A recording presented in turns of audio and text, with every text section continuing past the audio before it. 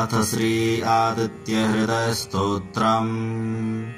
ॐ ततो युद्धपरिश्रान्तम् समरे चिन्तया स्थितम् रावणम् चाग्रतो दृष्ट्वा युद्धाय समुपस्थितम् दैवतैश्च समागम्य द्रष्टुमभ्यागतोरलम् उपगम्य ब्रवीद्राममगस्त्यो भगवांस्तदा राम राम महाबाहो शृणुगुह्यम् सनातनम्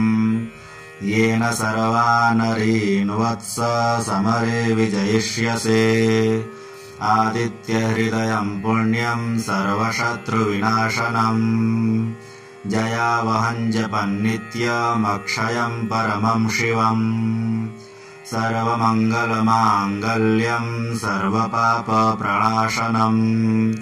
चिन्ताशोकप्रशमनमायुर्वर्धनमुत्तमम्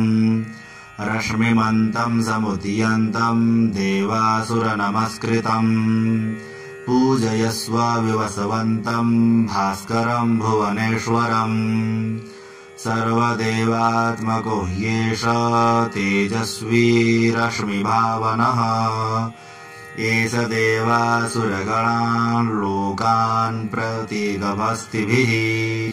एष ब्रह्मा च विष्णुश्च शिवः स्कन्दः प्रजापतिः महेन्द्रो धनदः कालो यमः सोमो ह्यपाम्पतिः पितरो वसवः साध्या अश्विनौ मरुतो मनुः वायुर्वह्नि प्रजः प्राण ऋतुकर्ता प्रभाकरः आदित्यः सविता सूर्यः खगः पूषा गभस्तिमान् सुवर्णसदृशो भानुर्हिरण्यरेता दिवाकरः हरिदश्वः सहस्रार्चिः सप्तसप्तिर्मरीचिमान् तिमिरोन्मथनः शम्भुस्त्वष्टा मार्तण्डको सुमान् हिरण्यगर्भः शिशिरस्तपनो हस्करो रविः अग्निगर्भोदितिः पुत्रः शङ्खः शिशिरनाशनः व्योमनाथस्तमो भेदी ऋग्यजुः सामपारगः घनवृष्टिरपां मित्रो विन्ध्यवीथिप्लवङ्गमः आतपी मण्डली मृत्युः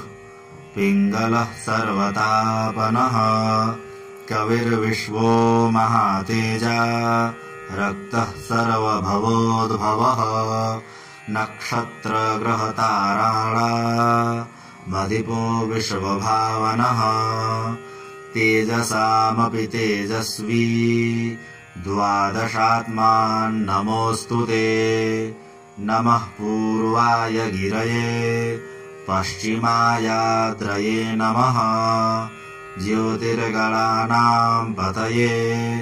धीनाधिपतये नमः जयाय जयभद्राय हर्यश्वाय नमो नमः नमो नमः सहस्रांशो आदित्याय नमो नमः नम उग्राय वीराय सारंगाय नमो नमः नमः पद्मप्रबोधाय प्रचण्डाय नमोऽस्तु ते ब्रह्मेशान्युच्युतेशाय शूरायादित्यवर्चसे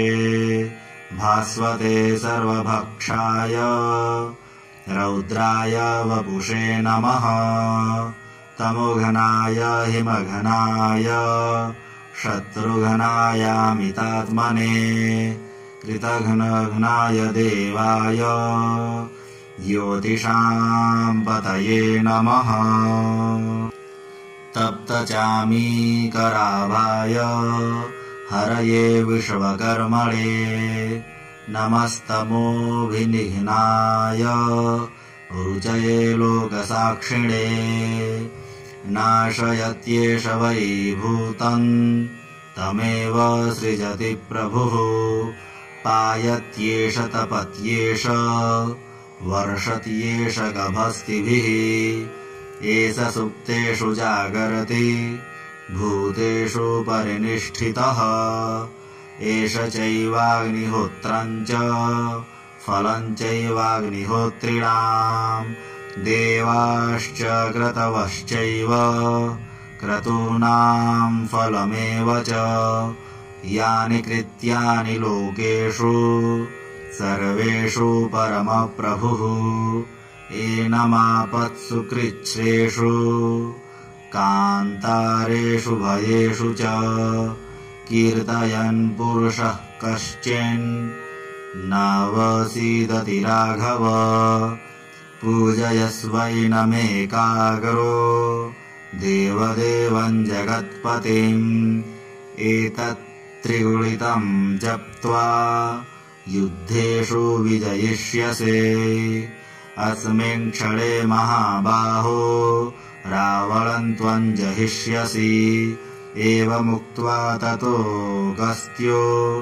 जगाम स यथागतम्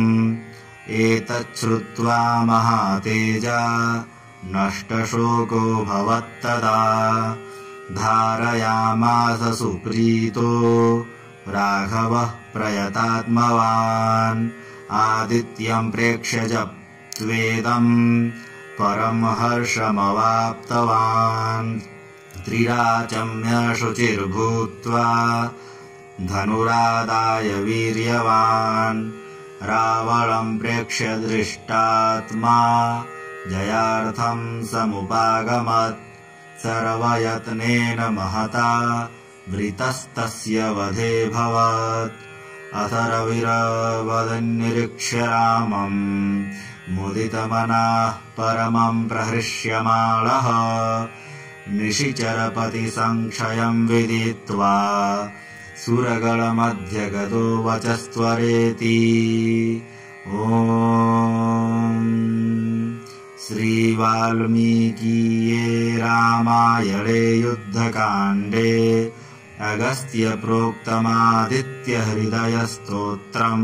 सम्पूर्णम्। ॐ